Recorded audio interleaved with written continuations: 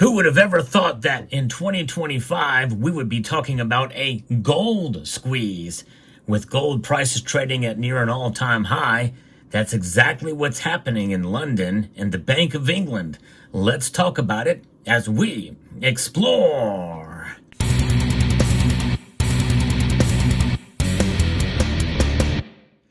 Several different media outlets are reporting this news right now, that there has been massive delays, almost unprecedented, like we're talking about multiple decades worth of delays now, from the London market, the Bank of England's gold storage facilities, to the United States. It is crazy what's going on, but indeed that's what's happening right now. Reuters is reporting this.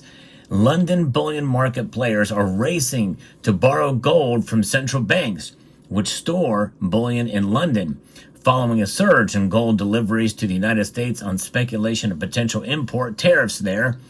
Two sources familiar with the matter said.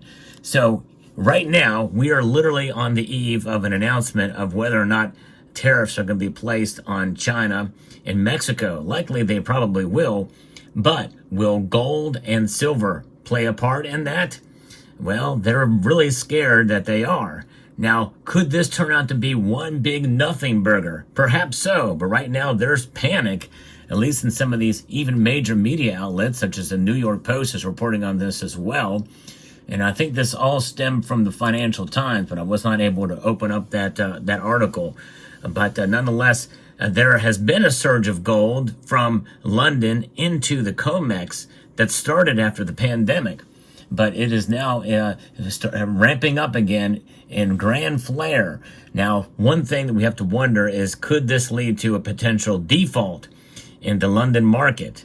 Probably not, but we're getting closer to that. If things continue on this path and it's sustained for long enough, it could happen. It could be. However, I think that once we find out what the deal is with the tariffs, everything is going to go back to normal again. But it is still alarming. This is unprecedented for sure. So let's continue with this piece. I want to also thank Summit Metals for sponsoring this channel.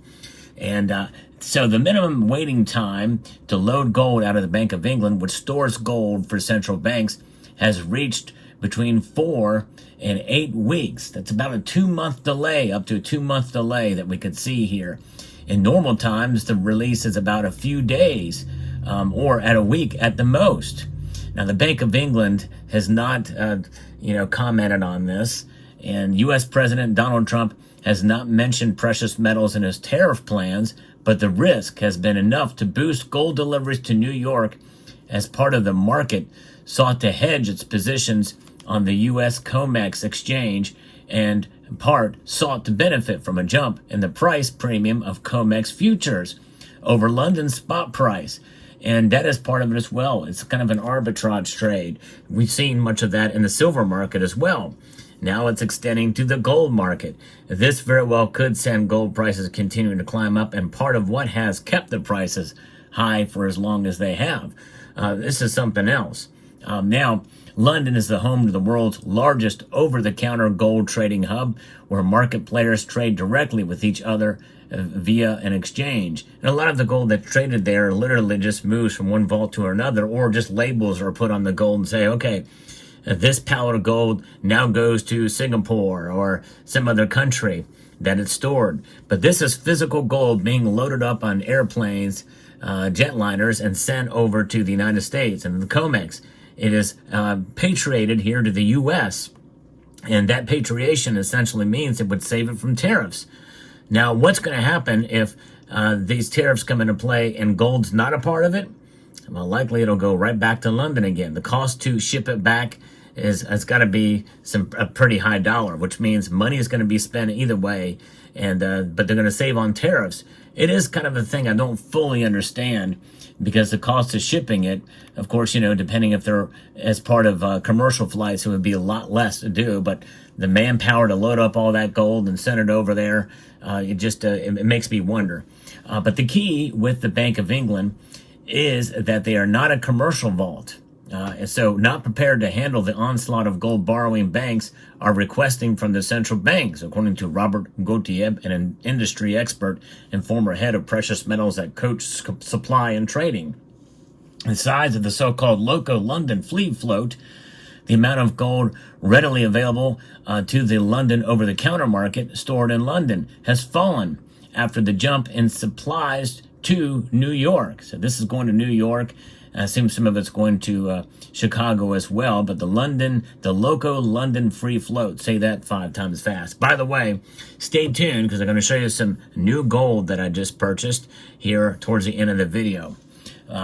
So the size of the Loco London Free Float, which is the amount of gold readily available to the over-the-counter market, has fallen, and that is something that is going to continue until we find out. And presumably it's tomorrow when we'll find out exactly what's going to happen with these tariffs.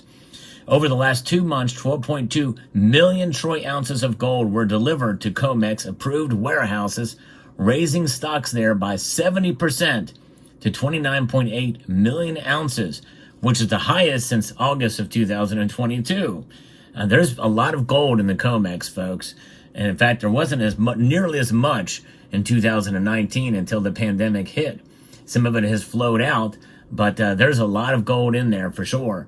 Reports of the flow of gold to New York attracted the attention of the British Parliament's Treasury Committee, one of whose members asked the Bank of England's Governor Andrew Bailey whether he saw any risks in this development. We are not in the gold standard anymore. It doesn't have significance for policy in that sense, Bailey replied, referring to an extinct monetary system where gold backed the value of the currency. Well, I want to kind of challenge that notion here for a moment, folks. Even though we're not on a gold standard where gold is not backing our currency directly, for these notes here, like you just see here, these British pounds, they're not backed by gold officially. However, the fact that the Bank of England itself has gold, I think tells you everything you need to know. As the Dutch central bank says, gold is an anchor of trust. So even though there's not a direct tie to gold, in other words, the amount of these for the amount of this other than the market price, make no mistake, every single nation that holds gold has the ultimate store of value, the ultimate monetary asset, which is gold, a tier 1 asset, as designated as such from the Bank of International Settlements, which is the central bank of central bankers. So notwithstanding, make no mistake, the Bank of England, even though they sold a great portion of it back during Brown's bottom when it was trading about $275 an ounce, they do know that gold indeed is money. And so they do have a gold standard. Gold is the standard. And every central bank that holds gold has the standard of gold because it is the ultimate standard for protection against economic instability and economic shock, inflation, and a lot of different issues and problems that are out there. He who owns the gold makes the rules, and gold is the ultimate rule as designated by the Bank of International Settlements and the mere statement that all those holdings have for each central bank around the world. London remained a major gold market hub, and if you want to be involved in that market and you want to trade and use your gold, you really need to have it in London, Bailey added. Deliveries to the U.S. left less free float metal in London vaults. That metal that is not owned by central banks or holding a physically backed gold exchange traded funds.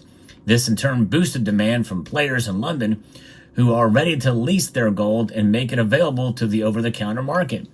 Liquidity challenges in other large trading hubs are less pronounced than in London, but are being felt globally, according to Alexander Zumfe, a precious metals trader at Heraeus Metals. The logical complexities of moving large quantities of gold, particularly from Europe to the United States, are amplifying these stresses. Asia has also seen some knockoff effects, particularly in markets like Singapore and Hong Kong. So it's a little bit of a ripple effect, not a major one, but it's something that is certainly concerning. Again, this is something that's multi-decade, unprecedented. We've not seen this before, but I don't think it's going to lead to a default of the London Bullion Market Association or the Bank of England, because sooner or later there's a lot of gold coming into the COMEX, and likely this is probably going to all be settled probably within days. We're going to find out, and probably more than likely Trump is not going to be tariffing gold or silver, which means that everything will go back to normal. But what does that mean? Will they keep the gold in the United States? I think in some way it may not be a bad idea to keep it here, but London is the center for gold trading, no question about it. And likely, probably, they will send it back. But that gives them more power. I think in some ways, maybe we ought to keep it here just to make a statement. But likely it won't happen. But what a fascinating story here. Just coming across this, and we'll see how this plays out. But nonetheless, I think it very well could lead to just being nothing when it's all said and done, unless they panic and continue to add more, or if those tariffs actually do come to light. But remember, part of the market in terms of the price action on the markets is psychological. Same thing with regards to the unknown, with taxes and tariffs and policy and geopolitics. And that's what moves the markets. And in this case, it literally is moving the gold. And so that's very interesting indeed. Now, I've had a layaway for a while at my local coin shop, a couple of coins. One had just came in. I had an order, kind of an open market thing here, but I got my first 2025 gold eagle here. I wanted to pick one of those up for the new year. And I think, especially this year, a special year, because, I think that, they talk about 2025 as being the golden age. So I figured, why not get some gold with the year 2025, because it's marked as the beginning of the golden age. So I wanted to get that, and then also wanted to get a 125-year-old coin, a little $5 gold piece that the shop had that was very nice. I wanted to add that to the stack as well too. Very nicely done. Almost looks a little clean, but I don't think it is. So this is a little quarter $5 gold piece here, which I guess would be a half eagle. Yes, indeed. So there it is. So let me know what your thoughts are about these acquisitions, and also about the London market. What are your thoughts about the gold and the Bank of England and what's happening there? And I'd like to extend a multitude, that means a lot, of gratitude to each and every one of you for taking the time to watch. I am trying to grow the channel. So if you are a new subscriber here from this video, press that, subscribe. Thank you for that. And let me know in the comment section below so I can thank you personally. With that, I extend a multitude of gratitude and encourage you to please rate, share, comment, and subscribe.